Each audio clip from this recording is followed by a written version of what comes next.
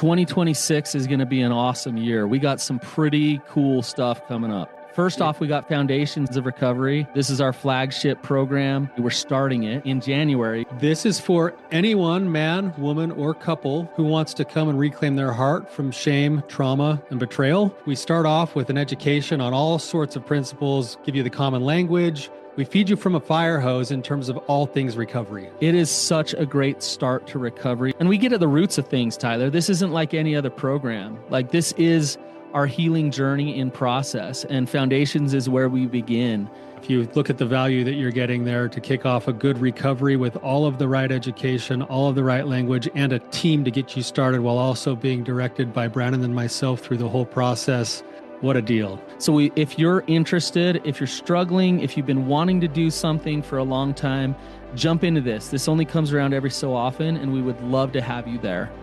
Click the link in the description to sign up for it. And to make it even sweeter, we're also including a raffle for a free pass to the Radiant Dawn retreat. Anyone who signs up for Foundations will be added to the raffle for that free Radiant Dawn pass. If you're a man and you sign up for Foundations, your name still gets entered, and you can give that pass away if you win it to any woman that you want to.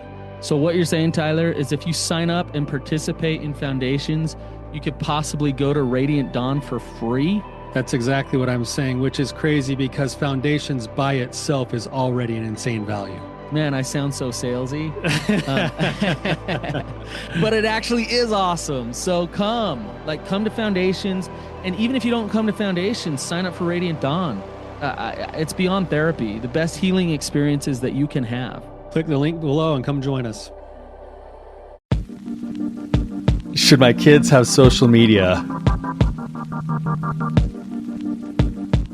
Welcome to the Therapy Brothers podcast. I'm Brannon. I'm Tyler. We're brothers. We're therapists. And we know recovery. Bring your stories, your questions, your successes with real recovery.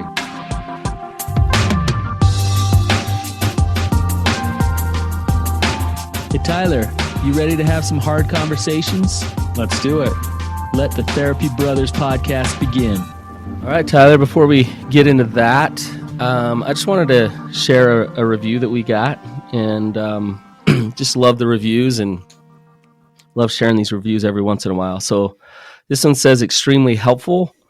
And it says, I have loved this show. It has helped me see things within myself that I can work on. Brannon and Tyler do great work in helping others without taking an approach that is shaming to those struggling with pornography. Awesome. Thank you. We got quite a few reviews when we did that drawing for the Rising Sun, and this was one of those, I think. And we so appreciate your support. We appreciate your feedback, and we're glad that there's some good being done in the world. Yeah. So yeah. Well, Tyler, before we get into it, how's life for you? Man, life is really good for me, man. I'm kind of like a kid at Christmas time. We have the Rising Sun retreat that's going to happen like 3 days after we are recording this right now. So that's all I think about is just, it's like the build up to. You go into like beast mode. You go into, he like doesn't sleep.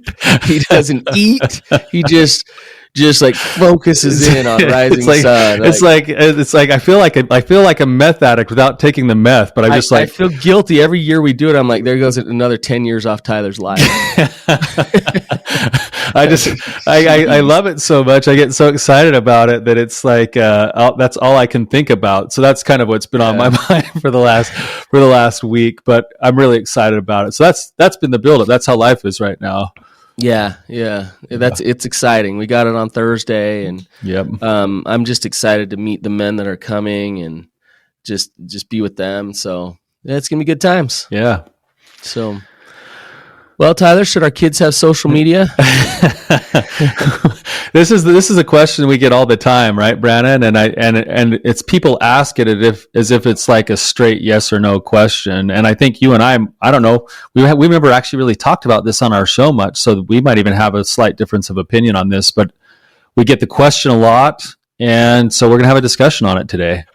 Yeah, I think doing what we do, Tyler, in terms of treating addiction. This social media thing's really fascinating because I think you and I can both see just a lot of the problems and the dangers with social media, and also we see a lot of people addicted to it, which is actually most people.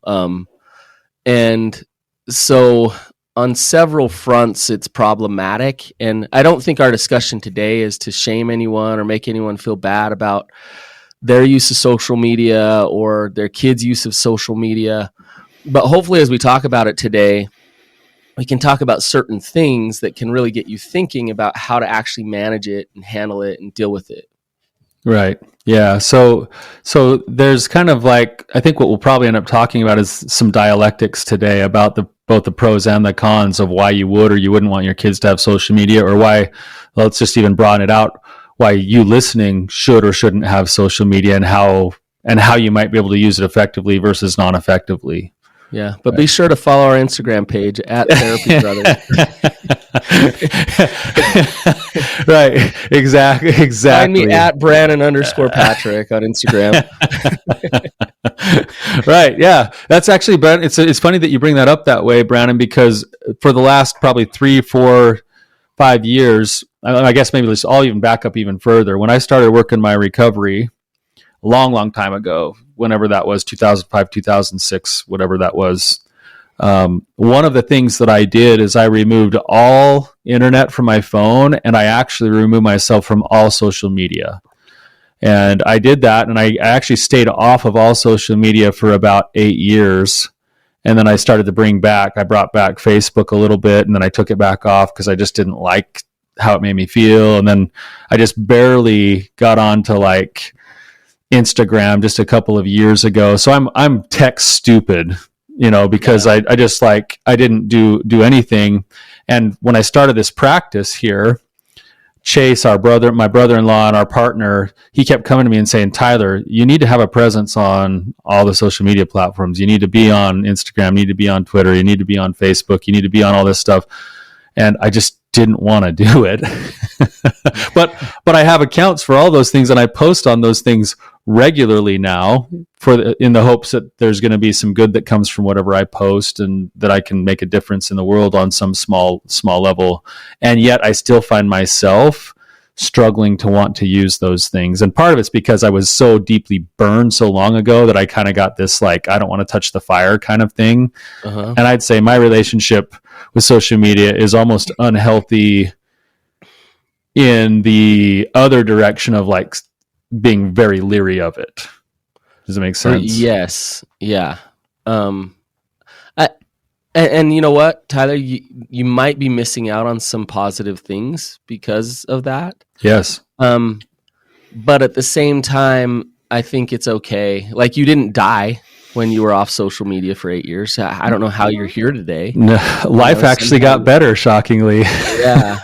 Yeah. But there were some things that were sacrificed in that, Brannon.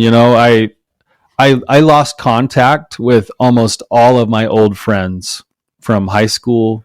I lost contact with, and I could have kept contact in other ways, but I didn't take the initiative to make the phone call or to go and drive down and meet somebody. Where the social and a lot of people are so into the social media scene that's where a lot of that communication takes place.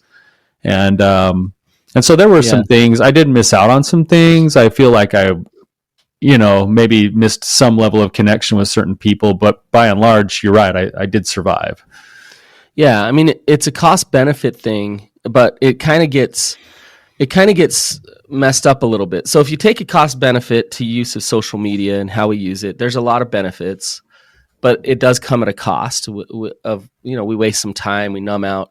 But there's this other part of it, Tyler, that I think is not talked about very often. I can talk about how I hopped on YouTube on Saturday, and the video on YouTube showed me how to reprogram my garage door, and I could have never done that without YouTube. Thank goodness for YouTube. Yes. Love it. That's amazing.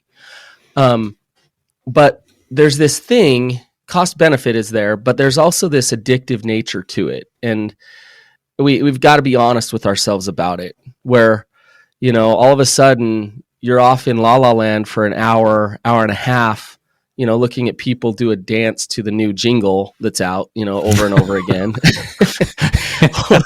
or looking at people like fall off skateboards, or cats do funny things, like, for an hour and a half. And for that hour and a half, it's just like, oh my gosh, like I don't have to worry about it. And it is everything. Don't have to worry about the stress with this, that, whatever. Just like all I have to do is watch this funny cat. And it works, and it works well. Really well. Yeah. So that's why, spouses will disappear when they go to the bathroom, you think they're doing their business, but they're actually on the toilet there for like an hour and a half, just watching TikTok. Come out with deep vein thrombosis in their legs and a hemorrhoid. Yeah, we laugh because they sat there so long. This is reality that we're living in now, right? So, it's very, very addicting and very entertaining, informative. So, Tyler, and we're not going to get too political here, but you're big into guns, right? I love guns. Okay. So, and you've raised your kids, when your daughter, let's say your youngest, when she was 12, would you have just handed her a gun and not trained her on it, not said much about it? Like, here you go. No, of course not. Yeah. You teach them. Now, why wouldn't you? Yeah, because that would be irresponsible. That would be dangerous. It would be a health hazard. It would not be good parenting. Is this a fair comparison with social media that I'm making? Well, I think with the risks that come with social media, yes. Like if you're using the analogy in the sense that, a gun that's not treated with the right kinds of boundaries and guidelines becomes a dangerous instrument. Otherwise, it's not really dangerous at all. So a gun can be useful and good in some ways. Yeah, exactly. And a gun can be destructive and harmful in some ways. Yes. Correct? I think there's a little bit of a difference there to your analogy that then ties into, I think what you're trying to say here is the difference between a gun and something like social media is the gun itself by nature is not built to be addictive. That's fascinating. That's true. But social media, every platform is built to be addictive. And so otherwise, I think the metaphor actually holds true that if we were to teach our children the right kinds of, and this is what's so funny about this, us as parents, if we teach our children what's the right way to handle social media, while I just spent an hour and a half on YouTube yesterday, it's like there's something to that. But that's the essence of the nature of what we're dealing with, is that it'd be like walking your kid into that place and saying, into a liquor store and saying, hey, take your pick, unless there's some kind of education, unless there's some kind of guideline, unless there's some kind of like boundary and structure to it that's going to help them to not succumb to the addictive design of these platforms. Yeah. So when you say, I want to back up a little bit, these are designed to be addictive. That's a pretty bold statement. But why would you say that? Well, because things hum merrily along on money and advertising dollars come from views, and views come from time spent on the app. And so there's a constant competition among all these platforms and our typical normal just media use to get eyeballs on the screens. And so you look at like the certain kinds of features that get added to these social media places, the like button. What does that do? Yeah. Well, it helps the algorithm. So if you guys like our stuff, we love that. But like what it does is it dumps that little piece of dopamine to you, like, oh, somebody was watching, and then you go back and you see how many thumbs up you got. Or so it's addicting on that end. If you're the creator, you're addicted to getting the likes and the the hits. You post your trip to Mexico and everyone's like thumbs up, or oh, I'm so jealous, I wish I was in Mexico too. Like, oh, there's that little piece of dopamine that comes through. I'm going to be back on there looking to see who else posted, who else commented on my stuff, and it gives us some form, or at least it feels like some form of connection, even though it's not really a deep level of connection a lot of the time when it's through that like and subscribe, but it's addictive. It's like a rat that has the water laced with cocaine in its cage, and once in a while it's just like, oh, I'll just go hit that again. Let me just go hit that again. Yeah. And so it's constantly It's constantly pulling us back. I mean, if you're listening to this show, think about it. How many of you listening have decided to go on a week-long or a month-long fast from social media and barely made it if you did, felt better afterwards if you made it, and then went right back to it? Sounds like addiction.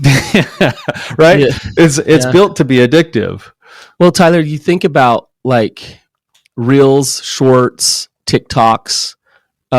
It's like if you take a step back and just kind of watch what's happened over the last 10 years, it's kind of refined itself down to the things that hit the dopamine receptors really quickly and work, right? So why is a 30-second clip of a video so addicting, right? It used to be stories on Instagram, and people still do those things, right? Post stories, whatever. But these short videos are taking over the world, and they even have certain like songs that and jingles that'll be like, hey, this jingle works with this setting. So if you have a nature setting with this music and whatever, then it just like, it almost intoxicates people to watch it again and again and again. And the goal is to get as many views and as many hits as you possibly can. And so we're all complicit. We're all in on this to create the most addicting thing we can create so that we all watch it. Right. It's really fascinating. It's a fascinating social thing that's going on right now. And I want to come back to kids for a second, Tyler. So you take your 12, 14-year-old. What's going on in their brain at that time of life? I mean, the brain still is completely still forming. You don't even really have a fully formed brain until you're in your 20s. And so there's a lot of development that's happening physiologically. There's a lot of socialization that's happening inside of the brain. There's a lot of habit formation taking place. And I mean, we could go down the list of things that are going on for an adolescent brain. But there's a reason. There's a reason why we, at least legally, made alcohol have to wait till 21. And one of those reasons why is for the same reasons we're talking about now as social media. Well, the research has clearly shown if I start drinking when I'm 12, I'm much more likely to become alcohol being a problem in my life. If I start early on putting that through my brain. The earlier you start, the more likely the problems. Yeah. What we're learning when we're that young is things like emotion regulation, impulse control. Our brain is developing, and what's really good for us in those times is to learn how to deal with pain, learn how to deal with difficulty, and so when you throw a phone in front of a child, and on that phone is all this social media, in those moments of pain, in those moments of having to deal with the discomfort, they can instantly take it away. And so what it does is it takes away the development of that brain into learning how to regulate themselves, how to deal with their impulse control, all of those type of things, right? Exactly. And it goes along with some of the research. There's a couple of pieces of research that are pretty prominent here in this area. One is the idea of dopamine itself, that anything that we can pursue with very little effort but get maximum dopamine is the risk of a big time addiction. Yep. When we earn our dopamine, it's actually beneficial. So what you're saying is like when our kid has to go out and ride their bike up the hill to go off a jump or something, the dopamine that comes from that is going to be the healthy form of dopamine that's not as addictive as the kid who can just get on the internet and watch those things and go like, whoa, that's amazing. Or, oh, let me numb out for a minute because I'm feeling bored or something. That's going to be addictive because there was no effort to get the dopamine hit. Are right? you saying I got to eat my potato skins and my brown rice instead of white rice? You actually have to chew your food. I have to process stuff like we don't just get the white whatever powder. Which actually, if we were to get into the whole idea of breathing and everything else, that's a whole nother episode. But chewing our food actually makes a difference to the benefit of our lives. So we'll go that way a different day. But right. But the principle is, and what you're talking about is, dopamine is designed for us to get it when we get like it's a payoff, right? So when you've worked for it, it's good like for you when I run 5 miles and at the end of that I feel this high and the endorphins are there and it feels good. That's healthy. That's really good.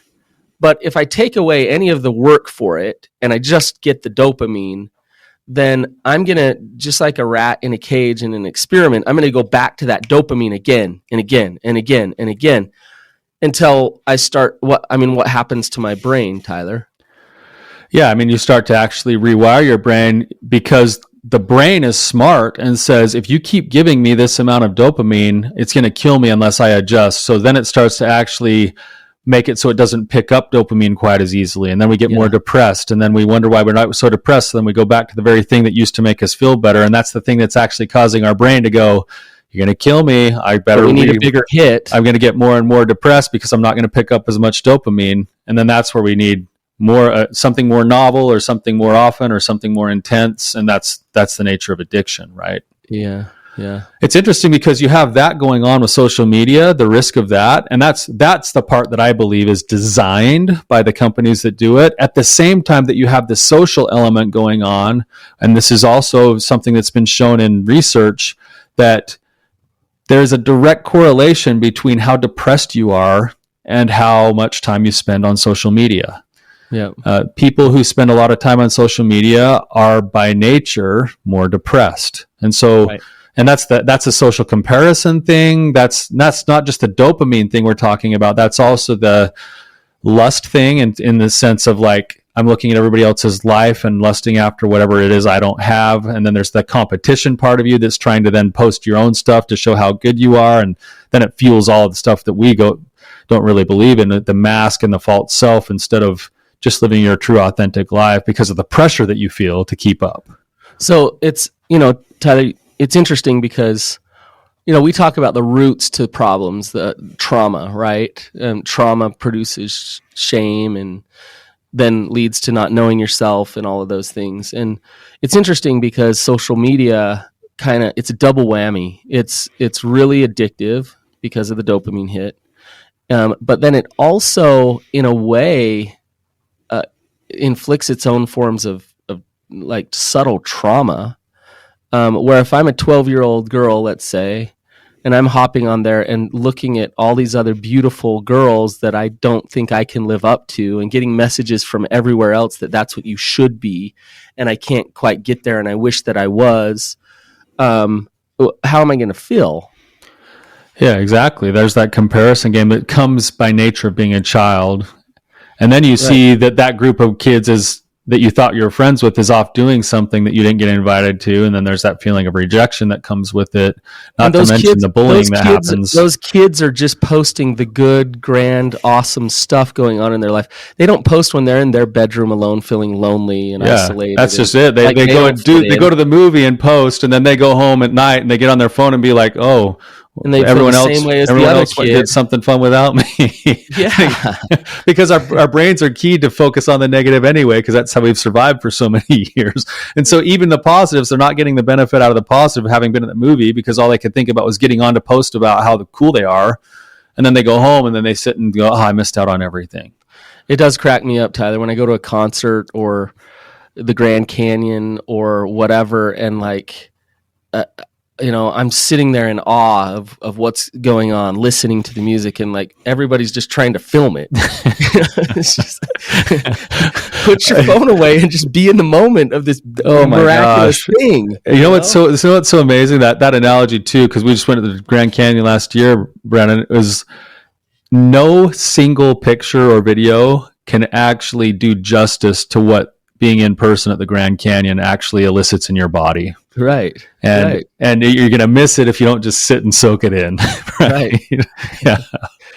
You know what's funny, Tyler, as we're talking, people might feel called out. And the reality is when we talk about this, we are calling people out because it's epidemic. I struggle with all this stuff. Me too. I do too. You know, I have limits on my phone, and I have somebody else holds the password to get past those limits on my phone, because I know that my brain wants to push those limits. And so I know I got 10 minutes on Instagram every day, and that's it. And the reason I do it is because I post on there all the time. And so I want to know what's going on there, but I also don't want to spend 2 hours a day on Instagram. Yes. And so it is addicting. I think it's really smart to have some things in place to make sure that you're safe and to make sure that you're healthy. Tyler, I bought one of those things. It's like a bin that you can put your phone in, and you can set a timer, and it locks it, and you cannot get in. Your phone's just locked for like 2.5 hours. You lock yourself out of the phone. So I put it in there at like 4 until my kids went to bed, and then be like, okay. Well, I had a problem. My son set it for 5 days. he threw my phone in there. That was maybe a message, Dad. Yeah, I've gone away from my phone, from the bin for a little while. But, well, the funny thing about those things, I've always thought those are a good idea. The challenge is it's like you think about, and this will tell you how addicted you are. You think about going and putting your phone in a bin like that and locking it for any period of time, 3-4 hours. And you can't do it because you're like shaking. You're like Lord of the Rings, my precious. Like, oh, my precious. Like, I can't. Right. Like, it's like you've got a problem at that point. You know. Yes. And and I like what you said, Brannon, that you've kind of found, and this is what's challenging, is we have to be honest with ourselves about this. You found some methods to try to make sure that you're not overdoing it. And you do it in a certain way. You put time limits on yours. For me, I don't have any social media on my phone. So if I want to get on my social media, it has to be on my computer, which then I'm never around my computer more than right. I don't have time to get on very much on my computer. So that's what I found that works for me. I think about working with kids. I don't know. I'd be really interested to know what you're doing with your kids. We held our kids off on any phone in general until the age of 15. Although we've cheated a little bit on our last daughter. She uses a family phone now. Yeah. in quotes. My kids did that for a while. But for the most part, we held them off till 15. And then we didn't allow them to have social media on their phones. They had social media accounts that they could log into on either their mom's phone or on the home computer. And that was our way of trying to let them at least have the taste of the social media without having, all the freedom. And I actually, to be honest with you, looking at it now, wish I would have even been maybe a little longer before they got their phones, and maybe even a little bit more involved in their social media use. Yeah. I'm a little different. So my son just started 7th grade, and we just got him a phone. Here's a couple things that are going on that are interesting. And, us, when we were raised, like the internet wasn't even out. We were just coming away from black and white TVs. We were right on the edge of dial-up internet. Yeah. I mean, we still had phones with like cords and stuff. The phone that had the cord that wrapped around the whole house. Yeah. So, and so for me, it's easy to just go to this place of like, oh, to my son, like, oh, you need a phone. That's ridiculous. Get over it. I didn't have one, and the truth is like, this is what I didn't realize. If you don't have a phone, at least where I live, when you're 12, like you're one of the weirdos. Yeah. Like what's wrong with you? Yeah. Right. The other thing is schools are using the technology and the phones. Like my 15-year-old, she needs a phone for school. And we actually use the phone in some really good ways when it comes to my kids' schooling. Checking up on their grades. My wife gets alerts sent to her of like how far behind my son is in science. He loves that. Yeah, I'm sure he loves that. Yeah. But I'd say we're pretty conservative when it comes to what happens on those phones with our kids. There's a couple things that we do. To me, we just don't allow social media.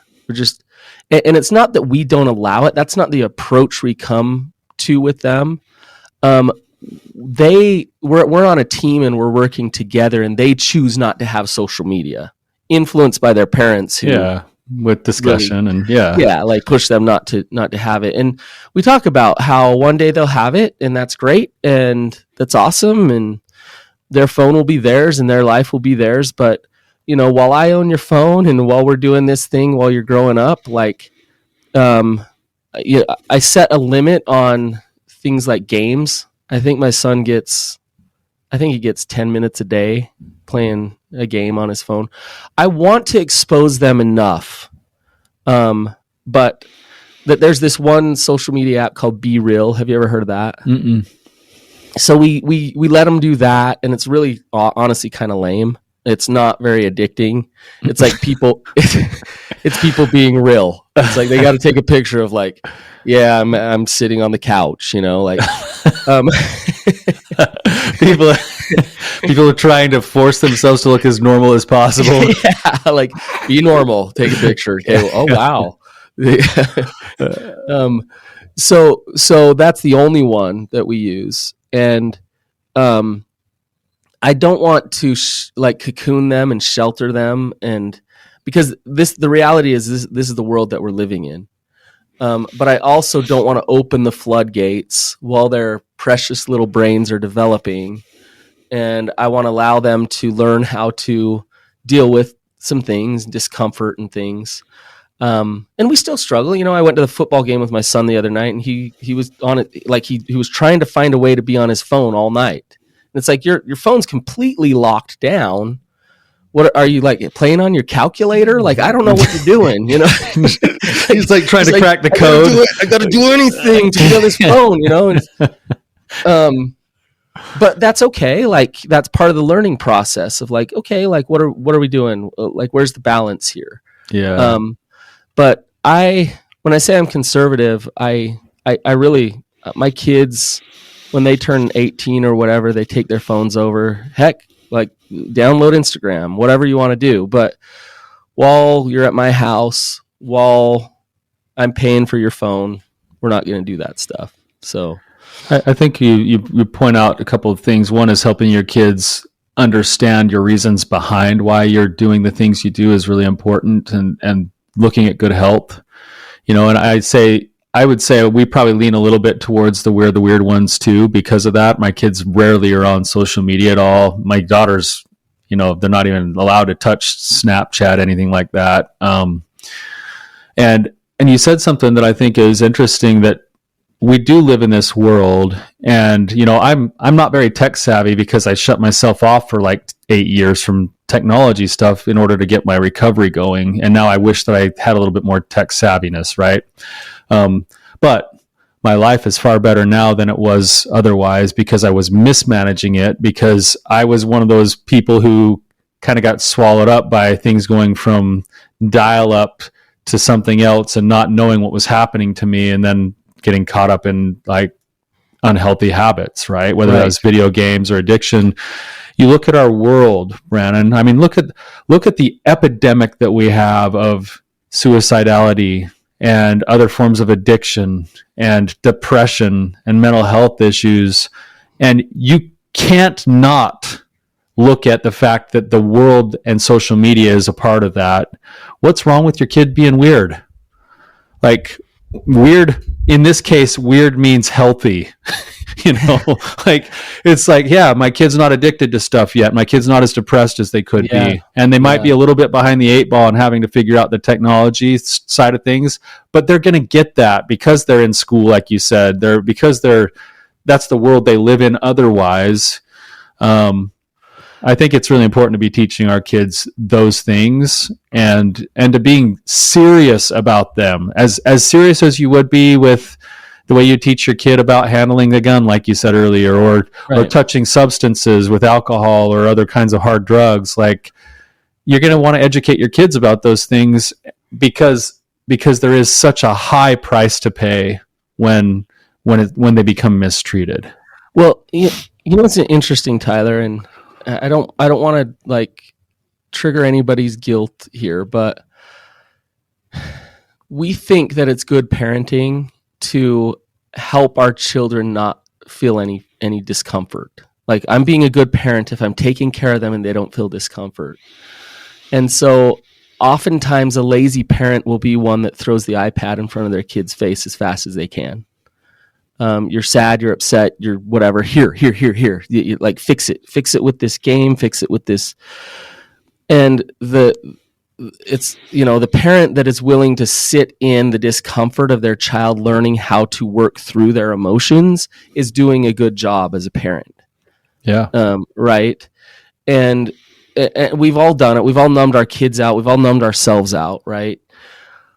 But I think we can get in habits where it's so easy to get the kid to shut up, to get the kid to feel okay, to whatever, to just give them the hit of dopamine that's right there for the taking. Right. Right.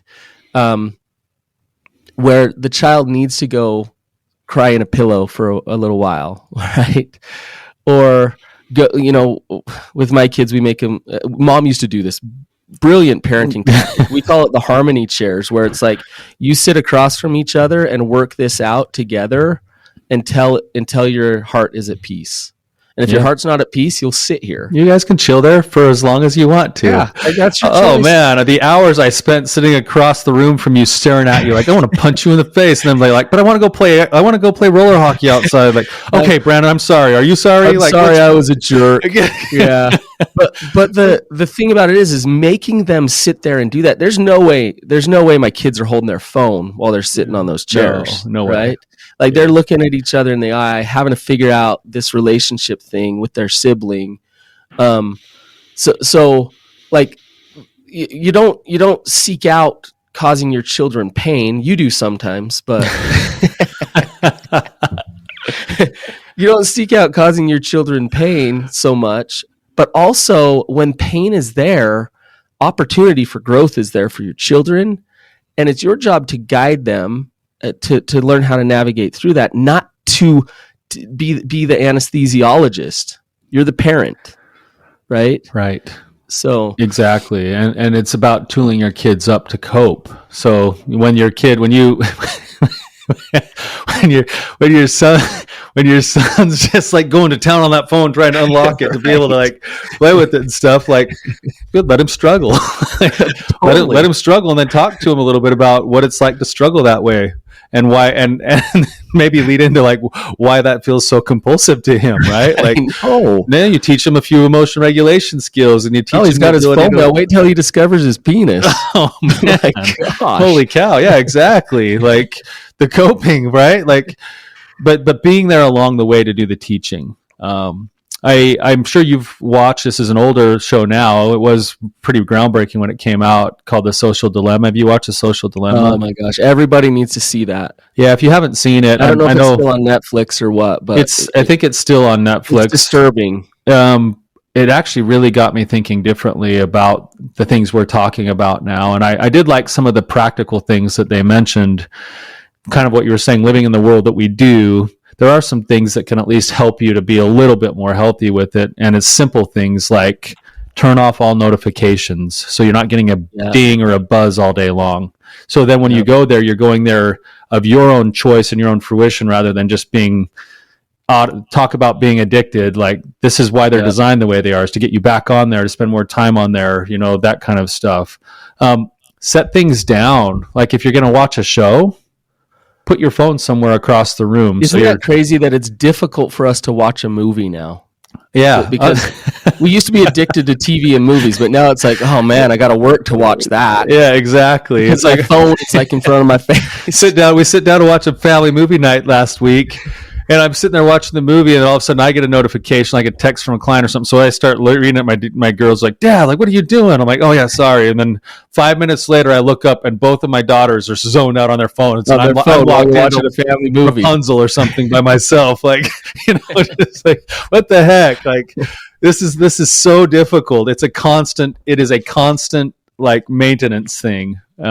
It's really, really difficult. But yeah, that show had a few kind of just simple things. Like, for me, it helped me decide to take my stuff off my phone, because that's where I was misusing it. But everyone's going to be a little bit different. But you can start thinking about how can it be healthy? And I've got news for everyone listening. It will only be healthy if you harness it with proper boundaries for yourself, because it's designed to not want boundaries. Yeah. And doing it for your children too is a gift that you'll give them, even though you'll take a lot of flack from them over the next several years while they're teenagers. Well, and Tyler, I got to say, if the cat is already out of the box, it's hard to go backwards. It's hard to, like if your kid is just running wild with it, as a parent, you might be concerned and thinking, oh, what do I do now? Like, I wish I could go back and have handled this differently. And I do think it's going to be challenging and hard. What I would say is try to work with them in having them be a part of wanting to be healthy, rather than you going and just taking it away or setting limits, and then they'll just push away from you and do it underground and things like that. But try to build that relationship of trust and love so that they know you're on their side and you're trying to help them manage it. And then the other thing is to set a good example and manage it well yourself. Yeah. I think that's maybe the last thought that I would have too, Brannon, is we almost like talking about this topic about our kids because it's its own form of like putting the spotlight somewhere where we don't want it to be, which should be on us. Totally. We if anything we talk about with our kids should be something that we're willing to look at with ourselves and say, you know what, if I'm honest with myself, these would be the right limits for me too. No question. And eventually, like ultimately, that's going to be the best way, because we'll be healthier, we'll be more present with our kids, we'll be more in tune with what their needs are, and we'll be setting the example of what it looks like to have good health with these things in our lives, rather than just dictating to them while we're doing the exact opposite. Yeah, and I don't think, Tyler, when we talk about recovery, when you apply shame to try to be better, it doesn't work. No.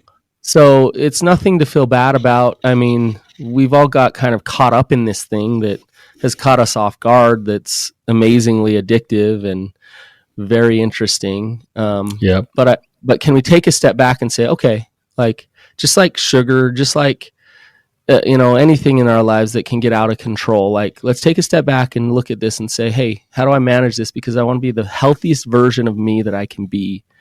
And whatever that looks like, I want to work toward that. So I'll make this difficult sacrifices. If my brain is telling me, whoa, I want that dopamine so badly, I'll sit and go through the withdrawals if I need to, in order to get back to regulation, in order to get back to some balance in my life. Absolutely.